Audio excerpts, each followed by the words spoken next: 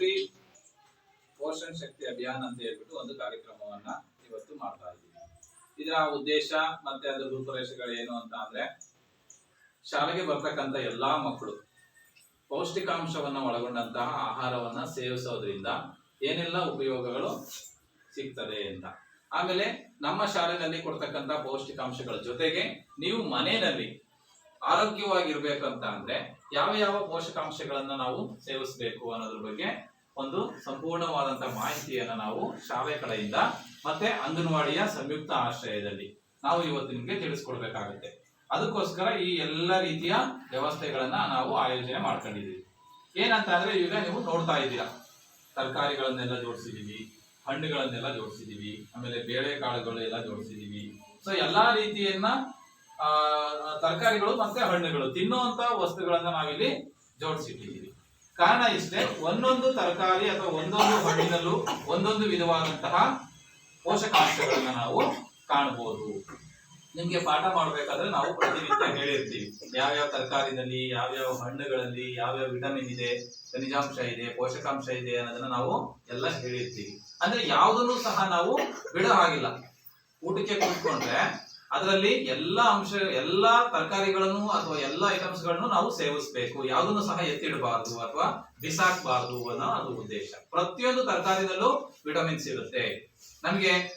ನೀವು ಅದರಲ್ಲೂ ಮಕ್ಕಳಿಗೆ ನೀವು ಪ್ರತಿನಿತ್ಯ ಬೆಳೀತಾ ಇರ್ತೀರಾ, ನಾವು ದೊಡ್ಡವರಾದ್ರೆ ಬಿಡಿ, ನೀವು ಪ್ರತಿನಿತ್ಯ ಮಕ್ಕಳು ಬೆಳೀತಾ ಇರ್ತೀರಾ ಅಂದ್ರೆ ಬೆಳೆಯುವಂತ, ಈಗ ನಾವು ಬೆಳೆಯೋ ಸಸಿಗೆ ಚೆನ್ನಾಗಿ ನೀರು ಗೊಬ್ಬರ ಎಲ್ಲ ಹಾಕಿದ್ರೆ ಅದು ತುಂಬಾ ಚೆನ್ನಾಗಿ ಬರುತ್ತೆ, ಹೌದಲ್ವಾ? ಬೇಗನೆ ಬೆಳವಣಿಗೆ ಆಗುತ್ತೆ. ಹಾಗೆ ನಿಮ್ಗೆ ಬೆಳೀತಾ ಇರುವಂತ ಮಕ್ಕಳಿಗೆ ಎಲ್ಲಾ ರೀತಿಯ ಪೋಷಕಾಂಶಗಳನ್ನ ಒಳಗೊಂಡಂತ ಆಹಾರವನ್ನ ನಾವು ಸೇವಿಸೋದ್ರಿಂದ ಏನಾಗುತ್ತೆ, ನೀವು ಆರೋಗ್ಯವಾಗಿ ದೃಢಕಾಯರಾಗಿ ಬೆಳವಣಿಗೆ ಆಗ್ತೀರಾ. ಇಲ್ಲ ಅಂತ ಅಂದ್ರೆ ಸಣ್ಣಕ್ಕೆ ಸಪೂರ ಒಂಥರ ಕಾಯಿಲೆ ಬಿದ್ದು ಪೇಷಂಟ್ ತರ ಕಾಣಿಸ್ತೀರಾ. ಜೊತೆಗೆ ಯಾವುದೇ ಒಂದು ಕಾಯಿಲೆ ಬಿದ್ದು ತಡ್ಕೊಳ್ಳೋ ಶಕ್ತಿ ನಿಮ್ಮಲ್ಲಿ ಇರೋದಿಲ್ಲ. ಅದಕ್ಕೋಸ್ಕರ ನೀವೇನ್ ಮಾಡ್ಬೇಕು, ಎಲ್ಲ ರೀತಿಯ ಆಹಾರವನ್ನ ನೀವು ಸೇವಿಸಬೇಕು. ಯಾವುದೇ ತರಕಾರಿನಾಗ್ಲಿ ಹಣ್ಣುಗಳಾಗ್ಲಿ ವೇಸ್ಟ್ ಮಾಡ್ದೇನೆ ನೀವು ನಿಮ್ಮ ಮನೆಯಲ್ಲಿ ತಂದಿರ್ತಾರೆ, ವೇಸ್ಟ್ ಮಾಡೋದು, ಬಿಸಾಕೋದು ಅಥವಾ ಫ್ರಿಡ್ಜ್ ಅಲ್ಲಿ ಇಟ್ಟು ತಿನ್ನುವಂತದ್ದು ಅದನ್ನ ಮಾಡಬಾರ್ದು. ಸೊ ಫ್ರೆಶ್ ಆಗಿರುವಂತ ಅಂದ್ರೆ ತಾಜಾ ತರಕಾರಿನ, ತಾಜಾ ಹಣ್ಣುಗಳನ್ನ ನಾವು ಸೇವಿಸ್ತಾ ಇದ್ರೆ ಉತ್ತಮವಾದ ಆರೋಗ್ಯವನ್ನ ನಾವು ಕಾಪಾಡಿಕೊಳ್ಳಬಹುದು. ಇದೇ ಇದರ ಪೋಷಣ್ ಅಭಿಯಾನ ಒಂದು ಕಾರ್ಯಕ್ರಮದ ಉದ್ದೇಶ. ಇವತ್ತು ನಮ್ಮ ಶಾಲೆಯಲ್ಲಿ ಈ ಒಂದು ಪೋಷಣ್ ಅಭಿಯಾನನ ಸ್ಟಾರ್ಟ್ ಮಾಡಿದೀವಿ. ಇದು ಈ ತಿಂಗಳೆಲ್ಲ ಪೂರ್ತಿ ಇರ್ತದೆ, ಹೌದಾ?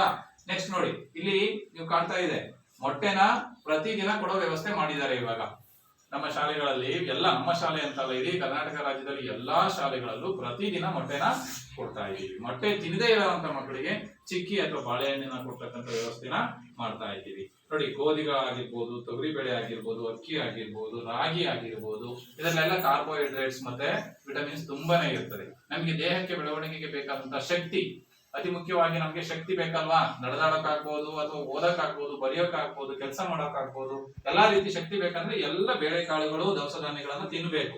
ಇನ್ನ ಶೇಂಗಾ ಬೀಜ ನೋಡಿ, ಅಂಗನವಾಡಿಗಳಲ್ಲಿ ಶೇಂಗಾ ಕೊಡ್ತಾರೆ, ಹೆಸರು ಕಾಳು ಕೊಡ್ತಾರೆ, ಆಯ್ತಾ? ಅದನ್ನೆಲ್ಲ ನೆನೆಸಿ ಮಕ್ಕಳಿಗೆ ಮೊಳಕೆ ಕಟ್ಟಿ ಕೊಡುವಂತ ವ್ಯವಸ್ಥೆ ಸಹ ಇದೆ. ಯಾಕೆ ಅಂದ್ರೆ ಪ್ರೋಟೀನ್ ನೇರವಾಗಿ ಮಕ್ಕಳ ದೇಹಕ್ಕೆ ಸೇರುತ್ತೆ ಅನ್ನೋ ಒಂದು ಉದ್ದೇಶ.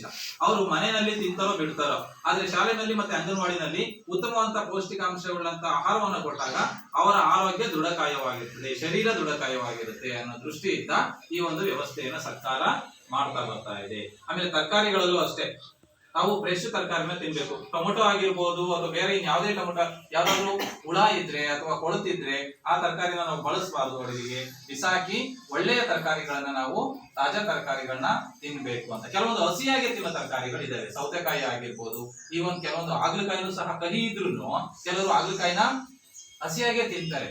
ನೇರವಾಗಿ ನಮ್ಮ ಬಾಡಿಗೆ ಅದು ಶಕ್ತಿಯನ್ನ ಕೊಡುತ್ತೆ, ಜೊತೆಗೆ ರೋಗ ನಿರೋಧಕ ಶಕ್ತಿಯನ್ನ ಜಾಸ್ತಿ ಮಾಡ್ತದೆ ಅದು, ಆಯ್ತಾ? ಆಮೇಲೆ ತೆಂಗಿನಕಾಯಿ ಅಂತ ಹೇಳ್ತೀವಲ್ವಾ, ತೆಂಗಿನಕಾಯಿನ ಹೊಡೆದ್ಬಿಟ್ಟು ನೀವು ಮನೆ ತೆಂಗಿನಕಾಯಿ ಹೊಡೆದಾಗ ಅದನ್ನ ಸ್ವಲ್ಪ ತೆಕ್ಕೊಂಡು ತಿನ್ನಿ. ಅದನ್ನ ಹಸಿಯಾಗಿ ತಿನ್ನೋದ್ರಿಂದ ನಮ್ಮ ದೃಷ್ಟಿ ಚೆನ್ನಾಗಿ ಕಾಣುತ್ತೆ, ನಮ್ಮ ಹೃದಯಕ್ಕೆ ಒಳ್ಳೇದಂತ. Heart attack ಆಗುತ್ತಲ್ವಾ? ಈಗ ನೋಡಿ, ಸಣ್ಣ ಮಕ್ಕಳಿಗೆಲ್ಲ ಆಗ್ತಾ ಇದೆ. ಹಾಸನಲ್ಲಿ ಒಬ್ಬ ಹುಡುಗಿಗೆ 11 ವರ್ಷ, ಅವನು ಹಾರ್ಟ್ ಅಟ್ಯಾಕ್ ಸತ್ತೋದ ಇವಾಗ ಮೊನ್ನೆ ಒಂದು ವಾರದಲ್ಲಿ. ಏನ್ ಕಾರಣ ಗೊತ್ತಿಲ್ಲ, ಏನ್ ಕಾರಣ ಅಂತ ಹೇಳಿ. ನಾವು ಬಳಸುವಂತ ಎಣ್ಣೆ ಪ್ಯೂರಿಫೈ ಆಗಿರ್ಬೇಕು. ನಾವು ಜಾಸ್ತಿ ಕರಿದ ಪದಾರ್ಥಗಳನ್ನ ತಿನ್ನೋದ್ರಿಂದಲೂ ಒಂದೊಂದು ಟೈಮ್ ಆತರ ಆಗ್ಬೋದು, ಆಯ್ತಾ? ಕಾರಣಗಳು ನೂರಾರು ಇರುತ್ತೆ. ಆದ್ರೆ ನಮ್ಗೆ ತೆಂಗಿನಕಾಯಿಯನ್ನ ಹಾಗೆ ಹಸಿಯಾಗಿ ತಿನ್ನೋದ್ರಿಂದ ಹೃದಯಕ್ಕೆ ಸಂಬಂಧಪಟ್ಟಂತ ಕಾಯಿಲೆಗಳು ಕಡಿಮೆ ಆಗುತ್ತೆ ಅಥವಾ ಬರೋದೇ ಇಲ್ಲ. ಹಾಗಲಕಾಯಿಯನ್ನು ತಿನ್ಬೇಕು ಆಯ್ತಾ. ಕೆಲವು ಮಕ್ಕಳುಗಳು ಹಾಗಲಕಾಯಿ ಕೈ ಅಂತ ಹೇಳ್ಬಿಟ್ಟು ತಿನ್ನೋದೇ ಇಲ್ಲ. ಆಮೇಲೆ ಕರ್ಬೇವಿನ ಸೊಪ್ಪೆಲ್ಲ ಎತ್ತಿಡ್ತಾರೆ. ಕರ್ಬೇವಿನ ಸೊಪ್ಪಲ್ಲಿ ಕಬ್ಬಿಣ ಅಂಶ ಇದೆ. ನಮ್ಗೆ ಮೂಳೆ ಬೆಳವಣಿಗೆಗೆ ಬೇಕಾದಂತ ಎಲ್ಲ ಪ್ರೋಟೀನ್ ಅಂಶಗಳು ತರಕಾರಿನಲ್ಲೇ ಸಿಗ್ತದೆ. ನೀವು ಅದನ್ನ ಏನ್ ಮಾಡ್ತೀರಾ, ತರಕಾರಿ ಅಂದ್ರೆ ಬಿಸಾಕ್ತೀರಾ. ಕ್ಯಾರೆಟ್ ಕಣ್ಣಿಗೆ ಒಳ್ಳೇದು, ಸೊಪ್ಪು ಕಣ್ಣಿಗೆ ಒಳ್ಳೇದು, ನುಗ್ಗೆ ಸೊಪ್ಪು ಐರನ್ ಕಂಟೆಂಟ್ ಇದೆ, ಕಬ್ಬಿಣಾಂಶ ಇದೆ. ಅದನ್ನ ತಿನ್ನೋದ್ರಿಂದ ನಮ್ಗೆ ನಮ್ಮ ಬ್ಲಡ್ ಅಲ್ಲಿ ಕಬ್ಬಿಣಾಂಶ ಇರಬೇಕು ಅನ್ನೋದೇ ಹೇಳ್ತಾರೆ. ಹಿಮೋಗ್ಲೋಬಿನ್ ಜಾಸ್ತಿ ಆಗುತ್ತೆ. ಹಿಮೋಗ್ಲೋಬಿನ್ ಜಾಸ್ತಿ ಆದ್ರೆ ಬಿಳಿ ರಕ್ತ ಕಣಗಳು ಆಟೋಮೆಟಿಕ್ ಆಗಿ ಜಾಸ್ತಿ ಆಗುತ್ತೆ. ಜೊತೆಗೆ ನಮ್ಗೆ ಪ್ಲೇಟ್ಲೆಟ್ ಜಾಸ್ತಿ ಆಗುತ್ತೆ. ಪಪ್ಪಾಯ ಹಣ್ಣನ್ನೆಲ್ಲ ತಿನ್ನೋದ್ರಿಂದ, ಪಪ್ಪಾಯ ಹಣ್ಣು, ಕಿವಿ ಹಣ್ಣು ನೋಡಿ. ಈಗ ಇದು ಎಂತ ಡೆಂಗ್ಯೂ ಜ್ವರ ಬಂದ್ರೆ ಪಪ್ಪಾಯಿ ಎಲೆನ ಮತ್ತೆ ಪಪ್ಪಾಯಿ ಹಣ್ಣನ್ನ ತಿನ್ಸಕ್ಕೆ ಹೇಳ್ತಾರೆ. ಯಾಕೆ? ಪ್ಲೇಟ್ಲೆಟ್ ಕಡಿಮೆ ಆಗಿರುತ್ತೆ, ಅದನ್ನ ಜಾಸ್ತಿ ಮಾಡ್ಬೇಕು ಅನ್ನೋ ದೃಷ್ಟಿಲಿ ಹೇಳ್ತಾರೆ.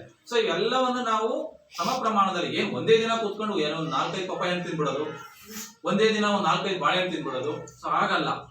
ಸಮ ಪ್ರಮಾಣದಲ್ಲಿ ಎಲ್ಲದೂ ಒಂದೊಂದು ಅಂಶನ ನಮ್ಮ ಬಾಡಿಗೆ ಸೇರ್ತಾ ಇದ್ರೆ ಎಲ್ಲವೂ ನಾವು ನಮ್ಮ ದೇಹದಲ್ಲಿ ಸದೃಢವಾಗಿರುತ್ತೆ, ಜೊತೆಗೆ ಆರೋಗ್ಯವಾಗಿ ಇರಬಹುದು ಅಂತ ಹೇಳಿ ಇಷ್ಟು ಮಾಹಿತಿಯನ್ನ ನಿಮ್ಗೆ ಪ್ರಾಥಮಿಕವಾಗಿ ಕೊಟ್ಟಿದೀವಿ.